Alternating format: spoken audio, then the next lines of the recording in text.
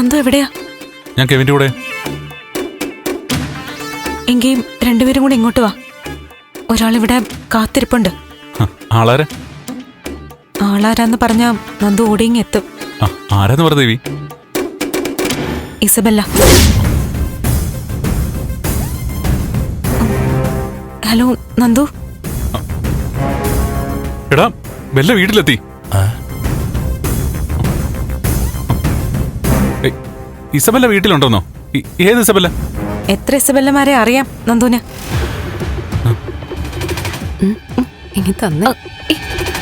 Hello mister Nandan. Hello Nanda, ഞാനേ പഴയ college മേറ്റാ, Isabella. Isabella. ഒരു സെക്കൻഡേ, ഒന്ന് സ്പീക്കറിലിട്ടോട്ടെ. പ്രിയതമ കൂടി ഒന്ന് കേട്ടോട്ടെ നന്ദന്റെ ആ എക്സൈറ്റ്മെന്റ്.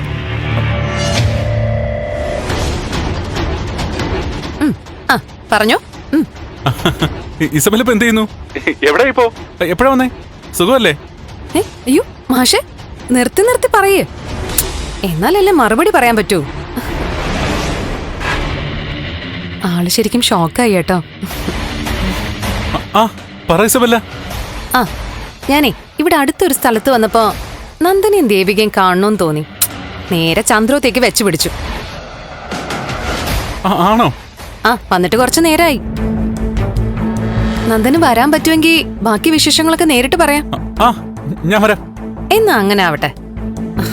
ബൈ.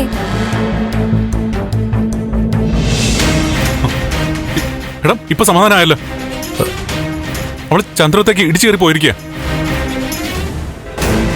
നന്ദൻ ഒരിക്കലും വിചാരിച്ചു കാണില്ല ഇസബെല്ല ഇങ്ങനെ വീടും തേടി പിടിച്ചു വരുമെന്ന്, അല്ലേ? അതെ, വല്ലാത്ത സർപ്രൈസ് ആയി പോയി ഈ വരവ്. അവളെന്തോ മനസ്സിൽ കണ്ടോണ്ടുള്ള വരവാ. എന്തു മനസ്സിൽ കാണാൻ? നീ ഒന്നും കാണാതിരുന്നാ മതി. നീ വണ്ടി കയറി. കേറടാ.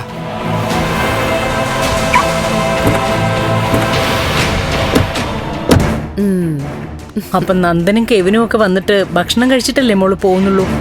അല്ല, അങ്ങനൊന്നും പ്ലാൻ ചെയ്യണ്ട, വരും പോലെ വരട്ടെ. ആന്റി എന്തായാലും വിഭവസമൃദ്ധമായ ആഹാരം കഴിപ്പിക്കാന്നുള്ള വ്യാമോഹം ഒന്നും വേണ്ടാട്ടോ. ചിലപ്പോഴേ ഞങ്ങള് 4 ആളും കൂടി ഒന്ന് കറങ്ങാൻ പോവും. അയ്യോ, MLA ക്ക് വരാൻ പറ്റുമോ ഞങ്ങളുടെ കൂടെ? നോക്കട്ടെ. ഇനിയിപ്പോ ദേവിയക്ക് എന്തെങ്കിലും എമർജൻസി മീറ്റിംഗ് എന്തെങ്കിലും ഉണ്ടെങ്കിൽ പൊക്കോളൂ കേട്ടോ. നന്ദൻ വരാൻ താമസിക്കുമല്ലോ. ഏയ് ഇല്ല, സാരമില്ല.